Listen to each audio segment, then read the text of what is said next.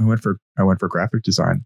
But actually, some of the professors that I had were very inspirational. They had worked in the industry for years before moving to teaching, and I got exposed to their way of thinking, which wasn't a particularly artistic leaning view so much as it was a efficacy perspective. Like, does this work for the client? Does this achieve what they needed to achieve? And then can you do that in a way that is distinctly different and artistic? Like, how do you marry all these things together, but always in service of the outcome the client is trying to drive? That would be the really big one, would be that individual professor. That is insane. I mean, that's the beauty of this profession that we're in, that nobody comes to where they're at in like this linear, beautiful Hollywood style script. Our lives have so many ups and downs, zigs and zags, curves, that I think that's what makes us unique and brings that unique perspective. Also, I would actually be curious to know, what are some of the learnings that you had from athletics that now you brought into your work? I have honestly never thought about that,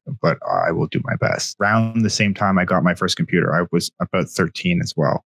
I started speed skating, got into it through a family friend. It was inline speed skating, so a summer variant that's in the Pan American Games. So I got pretty good, made it onto the national team, went to the World Championships a couple of times, and then I spent a year racing professionally in Europe on a World Cup team.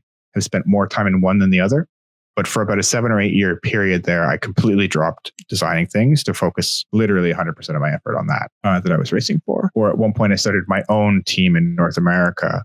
And that gave me an opportunity to dive really into the branding of that team and how we would represent ourselves and who we would be. And that was probably a lesson in how to be my own client that was very challenging. But the perspective of what can you learn from that sort of thing, I think determination, like you're not going to get anywhere if you're not committed to working hard, working every day, that you're never going to do it alone. There's going to be a community around you that needs to support you to get you to the next level. Especially the better, I think, you get at something, the more difficult it is to see incremental improvement. And so you have to work that much harder and rely on a larger network to expose you to more things. The other thing that was really interesting is that all of this is outcome driven distances. So I had an annual goal of every year in September, I would go to the World Championships, would do, a certain level of quality. Like I would have a certain placement, minimum placement. And so you would work back. You'd be planning a whole year in advance of,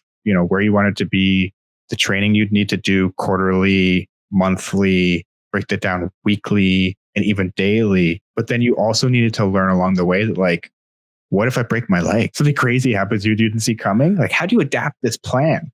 Right. And so you have to learn to project far enough into the future for it to be meaningful, but then be flexible in the very short term to adapt to the day-to-day changes. And I think that was not something I appreciated as being applicable to any other aspect of my life except that specific experience till much later. And now we do planning, at the company that I'm at, we're trying to do annual planning, quarterly planning, all this kind of stuff. I help other people with it. Like, there's all these things when you look at different aspects of your life and you're like, this is all the same thing.